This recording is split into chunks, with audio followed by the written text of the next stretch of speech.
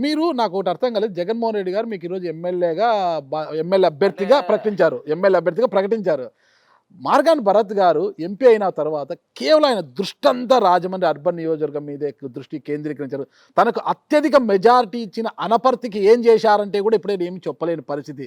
మీకు మా ఎంపీగా అత్యధిక మెజారిటీ ఇచ్చింది రెడ్డి సామాజిక వర్గం అధికంగా ఉన్న అనపర్తి నుంచే మీకు అత్యధిక మెజారిటీ ఇచ్చింది. అది ఏం చేస్తారో తెలియదు. కొన్ని నియోజకవర్గంలో నో ఎంట్రీ బోర్డు పెట్టారు. ఇవన్నీ ఎంపీగా పనికి రాడు, ఎమ్మెల్యేగానే పనికి వస్తాడని మీకు డిమోషన్ ఇస్తూ మీకు రాజమండ్రి ఎమ్మెల్యే అభ్యర్థిగా ప్రకటించారా, లేకపోతే లేదు ఎంపీగానే అలా చేస్తాడు, ఎమ్మెల్యేగా ఇస్తే రేపొద్దు ఇంకా భవిష్యత్తులో ఏమైనా చేస్తాడేమో రాజమండ్రికి అనే ఉద్దేశంతో ఇచ్చాడా? అంటే ఇప్పుడు మిమ్మల్ని హీరోగా చూడాలా, జీరోగా చూడమంటారా జగన్ గారు? ముకుందా జ్యువెలర్స్ తెలంగాణలో మొట్టమొదటి ఫ్యాక్టరీ అవుట్లెట్ మన కొత్తపేటలో ఫిబ్రవరి 14న గొప్ప శుభారంభం. మీరు ఎలా అయినా చూసుకోండి, నాకేం అభ్యంతరం లేదు. మరి జగన్ గారు మిమ్మల్ని ఎందుకు ఎమ్మెల్యే అభ్యర్థిగా అదే చెప్తున్నా. ఇప్పుడు రాజమండ్రిలో మనం మాక్సిమం డెవలప్మెంట్ చేసాము, అలా అని చెప్పి పక్క నియోజకవర్గాలు వదిలేసాను కదా. అక్కడ already sitting MLAs YSR Congress party నుంచి ఉన్నారు. ఎంపీగా మీరేం చేశారు? అదే ఇప్పుడు అక్కడ సిట్టింగ్ ఎమ్మెల్యేస్ ఉన్నారు.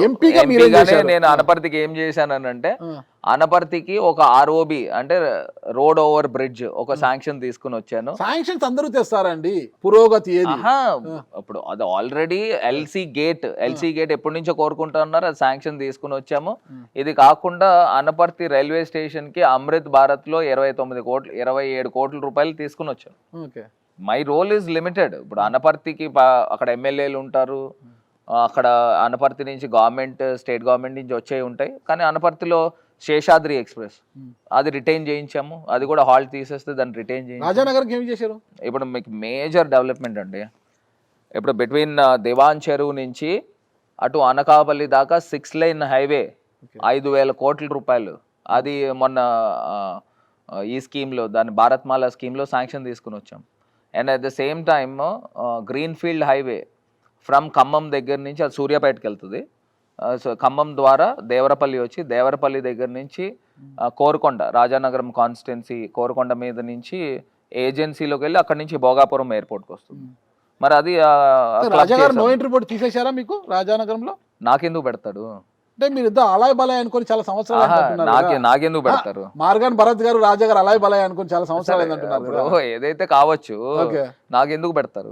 నాకు ఎవరు పెడతారు? మీకు నో ఎంట్రీ బోర్డు లెక్కలేవు అసలు. ఎందుకండి? ప్రజలు నాకు ఓటేశారు, మరి ప్రజలు నాకు ఓటేసింది నేను తీసుకుని వచ్చాను కదా. ఇది కాకుండా జిఎస్ఎల్ మెడికల్ కాలేజ్ దగ్గర ఒక బ్రిడ్జ్ కనబడుతూ ఉంటుంది, FOB, అది నేను తీసుకుని వచ్చింది.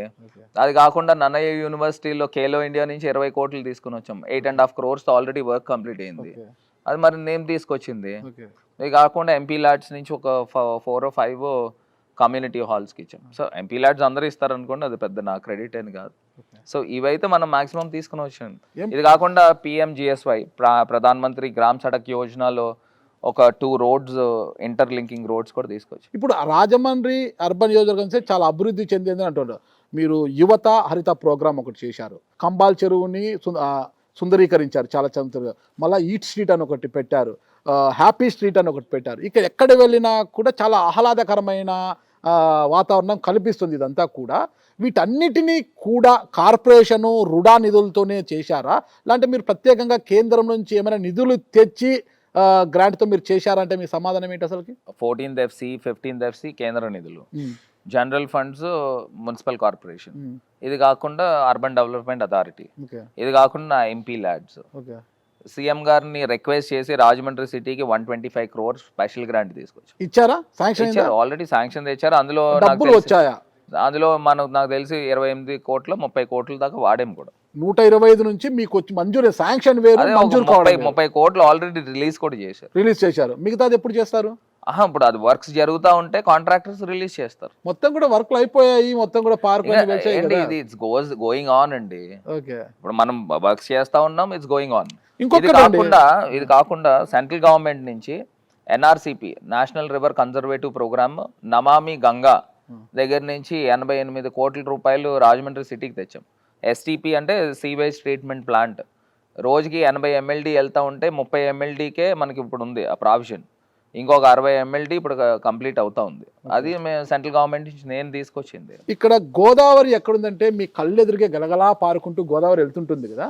మరి రాజమండ్రి ప్రజలకు స్వచ్ఛమైన తాగునీరు అందుతోందా అంటే ఏమంటారు? అది నిజంగా ఒకటి స్వచ్ఛమైన నీరు అందుతుందని అంటే ఇందులో డివిజన్ నేను చెప్తాను. ఉమ్, ఒక పక్కనేమో నల్లా ఛానల్ ఉంది, ఉమ్, ఆ నల్లా ఛానల్ పక్క నుంచే వాటర్ ప్రొక్యూర్ చేస్తూ ఉన్నారు. ఉమ్, ఇట్స్ రియల్లీ ప్యాథటిక్ అండి. ఉమ్, ఇప్పుడు దాకా తెలుగుదేశం పార్టీ వాళ్ళు 3 times మేయర్లు చేశారు, ఉమ్, 15 సంవత్సరాలు. ఉమ్, ఒక 5-6 టర్మ్లు తెలుగుదేశం ఎమ్మెల్యేలు చేశారు. ఏం చేసినారండి? ఇప్పుడు రాబోయే రోజుల్లో ఈ వాటర్ ప్రొక్యూర్మెంట్ అంతా కూడా మనం పైకి తీసుకెళ్తాం, అప్ స్ట్రీమ్ పేపర్ మిల్ పైన. ఉమ్, సో నేను ఎలక్షన్ దేవుడి దయతో జగనన్న ముఖ్యమంత్రి అయ్యి నేను ఎమ్మెల్యే అయిన తర్వాత ఫస్ట్ చేసే కార్యక్రమం అప్ స్ట్రీమ్కి తీసుకెళ్ళిపోతాం. ఉమ్. వాటర్ ప్రొక్యూర్ చేసి అక్కడే మనం ట్రీట్మెంట్ చేసి ఫ్రెష్ వాటర్ని ప్రజలకు సరఫరా 24 గంటలు చేస్తానని ప్రామిస్ చేశాను. సో ఆ మాట కట్టుబడి ఉంటాను.